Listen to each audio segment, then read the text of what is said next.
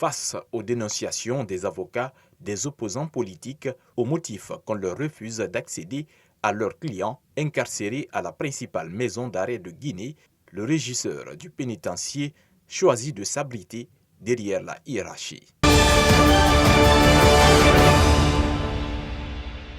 Des membres d'une structure syndicale des travailleurs domestiques ont annoncé ce vendredi avoir déposé une plainte auprès de l'Organisation internationale du travail, OIT, contre le gouvernement guinéen. Elle serait motivée pour des attaques contre les droits, la santé et la sécurité des travailleurs d'un grand hôtel de Conakry.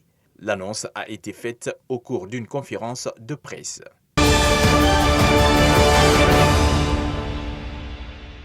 À peine réapparue en Guinée, l'épidémie d'Ebola commence déjà à se répandre sur le territoire national, et cela malgré les dispositions qui sont en train d'être prises par les autorités sanitaires. Un cas positif d'Ebola a été enregistré dans l'après-midi de ce vendredi 19 février 2021 dans le district de Lero, relevant de la sous-préfecture de Siguirini, préfecture de Siguiri. Selon le directeur préfectoral de la santé de Siguiri, le malade est en contact d'un cas qui a été déclaré à Nzerekore. À la date de ce vendredi 19 février 2021, 87 nouvelles infections au nouveau coronavirus a été enregistrées par l'ANSS sur un effectif de 790 personnes nouvellement testées, soit un indice de positivité de 11%, ce qui porte à 15 303 le cumul des cas confirmés, dont 14 659 guéris et malheureusement 86 décès hospitaliers. Par ailleurs, le même bilan de la maladie à coronavirus indique qu'à ce jour, 11 patients sont déclarés guéris alors que 421 personnes infectées sont hospitalisées.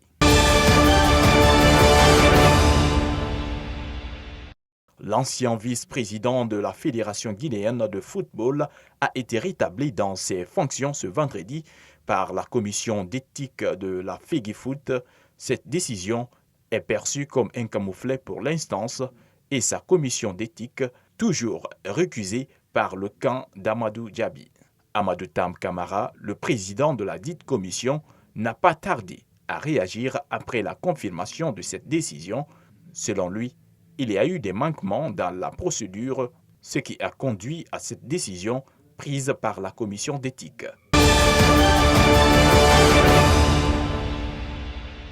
En Libye, la crise sanitaire qui frappe durement le pays vient s'ajouter aux dégâts déjà nombreux causés par le conflit entre l'Est et l'Ouest. Pour plusieurs petites villes libyennes, il faut même y faire face avec un budget sans cesse en baisse et des besoins qui explosent, en particulier en raison de la situation humanitaire. Alors que Paris ne bénéficie toujours pas de la G5, la ville et les opérateurs télécoms ont annoncé ce vendredi 19 février avoir trouvé un accord sur le déploiement du réseau mobile de dernière génération dans les prochaines semaines. L'Union européenne ne cache pas son inquiétude après la condamnation en Biélorussie de 2 journalistes qui avaient couvert des manifestations contre le régime. Alexandre Loukachenko, elle se préoccupe aussi du sort de la journaliste et du médecin qui ont révélé que l'opposant Roman Bondarenko était mort des suites de violences policières lors de son arrestation.